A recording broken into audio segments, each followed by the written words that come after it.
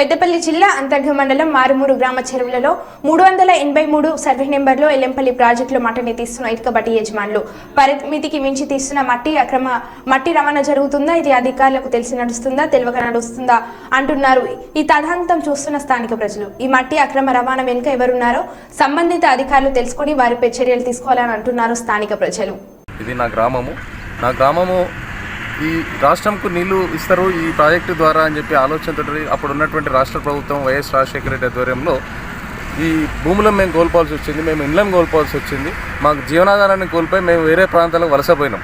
కారణం ఏంటంటే బయటి వాళ్ళకు నీళ్ళు ఇవ్వాలనే ఆలోచనతో రాష్ట్ర ప్రభుత్వం పూనుకున్న దాంట్లో భాగంగా మేము ఈ ప్రాంతాన్ని వదిలిపెట్టిపోయినాం. కానీ ఇవాళ జరుగుతున్నది ప్రాజెక్టు లోపల ఉన్నటువంటి మా చెరువు చాలా పెద్ద చెరువు, ఇది 383 సర్వే నెంబర్ పేరు మీద.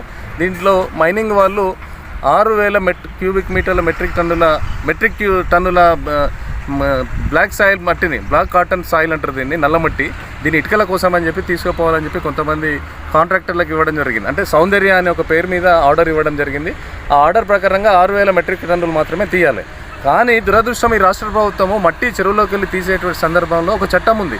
ఏదైతే చెరువులో నుంచి మట్టి పూడిక తీసే సందర్భంలో పైన ఉన్నటువంటి లేయర్ ఏదైతే ఉంటుందో వ్యవస్థ అంతా కూడా ఇటుక బట్టీల పేరు మీద ప్రాంతేతరులు వచ్చి ఈ ప్రాంతాన్ని మేము ఊరుకోము. ఖచ్చితంగా దీని మీద మేము న్యాయస్థానాలకు కూడా వెళ్ళేటువంటి అవకాశం ఉంది. మేము అందరితో మాట్లాడతాము. మేము వెల్విషర్గా ఒక ప్రాజెక్టుని కాపాడుకునే దిశలో మేమందరం కూడా దీని మీద పెద్ద ఎత్తున పోరాటం చేస్తాం. ఉన్నతాధికారుల దృష్టికి కూడా దీన్ని మేము తీసుకెళ్తాం. కాబట్టి ఫస్ట్ నువ్వు స్కిల్ తీయాలి, ప్రాజెక్టులో నీళ్ళు ఆపాలనే ఆలోచన నిజంగా ప్రభుత్వానికి చిత్తశుద్ధి ఉంటే ఇప్పటికే శ్రీపాద ప్రాజెక్టు పరివాహక ప్రాంతంలో ఆ గేట్ల ముందర మట్టితో నిండిపోయి ఉన్నది. ఆ మట్టిని తీపేయండి మొదలు. కానీ ఇది వ్యాపార దృక్పథంతో, ఒక దోపిడీ దృక్పథంతో వాళ్ళ ప్రభుత్వ అధికారులు కొంతమంది కాంట్రాక్టర్లు చేస్తున్నటువంటి దోపిడీగానే మేము భావిస్తున్నాం. కాబట్టి ఈ యొక్క అవినీతి, ఈ అక్రమ రవాణాని వెంటనే అరికట్టాలి. ఈ ఈటీఎస్ ద్వారా ఇక్కడ టోటల్ ఎస్టిమేట్ చేయాలి, దీన్ని ఎంత మట్టి పోయింది, ఎంత ఉన్నదని ఎలక్ట్రానిక్ మిషన్ ద్వారా తీసి ఒకవేళ వాళ్ళ అడ్డగోలు తీసుకుపోతే వాళ్ళ మీద ఫైన్లు వేయాలి. కేవలం రాత్రిపూట కేవలం పగటిపూట నడిచే విధంగా, అంటే ఇక్కడ అటవీ జంతువులు, జీవరాశులు కూడా ఉంటాయి కాబట్టి పగలపూట మాత్రమే నడిచే విధంగా ప్రభుత్వ అధికారులు చొరవ తీసుకుని వెంటనే చర్యలు తీసుకోవాలి. రాత్రిపూట వెంటనే ఈ దుకాణాన్ని బంద్ పెట్టే బాధ్యత అధికారుల మీద ఉన్నది.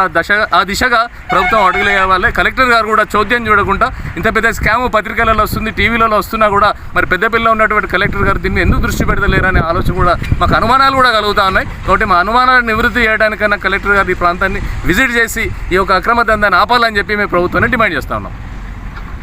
వ్యవసాయానికి ఉపయోగపడేటువంటి మట్టి అది వ్యవసాయదారులకు వాళ్ళకి ఇవ్వాల్సినటువంటి ఇవ్వాలని చెప్పి ప్రభుత్వం క్లియర్గా చెప్తుంది.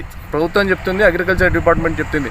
అయినప్పటికీ కూడా అంత విలువైనటువంటి మట్టిని వాళ్ళ ఇటుక బట్టీలకు దారాదత్తం చేస్తున్నారు వాళ్ళ ప్రభుత్వ అధికారులు. అంతేకాకుండా ఇవాళ 6000 మెట్రిక్ టన్నుల పేరు మీద ఇప్పటికీ 10,000 మెట్రిక్ టన్నులు పోయింది అని మాకు అనుమానాలు కలుగుతున్నాయి. 10,000 మెట్రిక్ టన్నులు కాకుండా ఇంకా 24 గంటలు దాన్ని తోడుకపోతున్నారు. అసలు పద్ధతి సిస్టమ్ ఏం చెప్తుంది? పొద్దున్న 8 గంటల నుంచి సూర్యాస్త